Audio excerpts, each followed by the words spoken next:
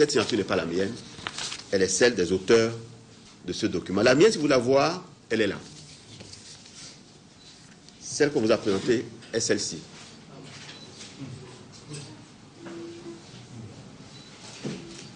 Voilà. Alors, voilà un peu le contexte dans lequel j'ai considéré qu'il s'agit là d'une volonté manifeste, d'intoxication, de jeter le discrédit sur le gouvernement de notre pays, de laisser penser que dans cette affaire ICC, le gouvernement est responsable. Je considère personnellement que le gouvernement a beaucoup fait dans ce dossier.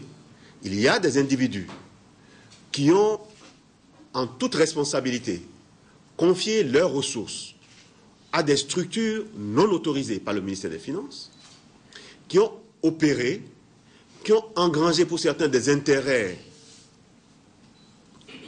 au fur et à mesure que leurs échéances respectives arrivaient, qui ne se sont jamais plaints de rien à personne et qui subitement se trouvent bien évidemment pénalisés par la situation d'illiquidité dans laquelle s'est retrouvée cette structure.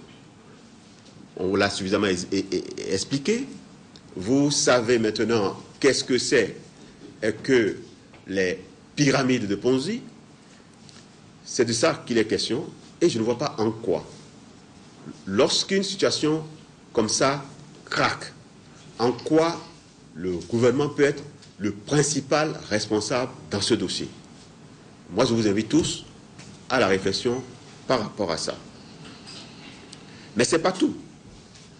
Ce n'est pas tout parce que quand on observe bien ce qui s'est passé autour de ce dossier, on se rend compte que le gouvernement s'est impliqué parce que nous avons un chef d'État qui considère qu'on ne peut pas laisser les populations à la dérive, seules, face à des gens qui ont procédé exactement comme le feraient des escrocs. Dans d'autres pays, que je ne nomme pas, des montants faramineux ont été escroqués.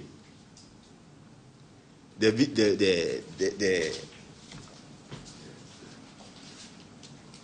populations ont été victimes de ces gens-là pour des montants beaucoup plus importants que ce dont on parle ici aujourd'hui.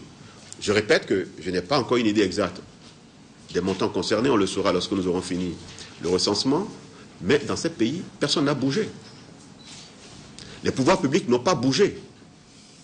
Au lieu de considérer que le gouvernement de notre pays prend à cœur les problèmes des populations et, malgré sa situation difficile à lui-même, essaye de trouver une réponse pour que la détresse dans laquelle les populations de nos pays se retrouvent, que cette détresse puisse être atténuée, qu'on ait un peu de compassion pour nos compatriotes victimes de ces personnes, nous trouvons en face de gens qui trouvent qu'il faut faire de cette affaire une affaire politique dans laquelle on engage la responsabilité du gouvernement. Pour ma part, je considère que le gouvernement doit accompagner les populations victimes, doit faire tout ce qu'elle peut pour les accompagner et les aider à récupérer leur mise ou une partie de leur mise. Ce sera fonction de ce que nous allons récupérer, et qu'à l'avenir, ceci serve de leçon à nous tous. J'espère que ça nous interpellera tous, et qu'à partir de là, des questions profondes qui nous interpellent au plan de notre société vont être abordées à tous les niveaux qu'il faudra. Je pense qu'il était important de vous alerter là-dessus, parce que vous avez un rôle de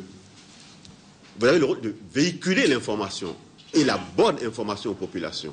Et je ne pense pas qu'il faille laisser nos populations intoxiquées par des gens dont on ne connaît pas, dont l'objectif visé, en tout cas, n'est pas déclaré. Je voulais vous dire cela.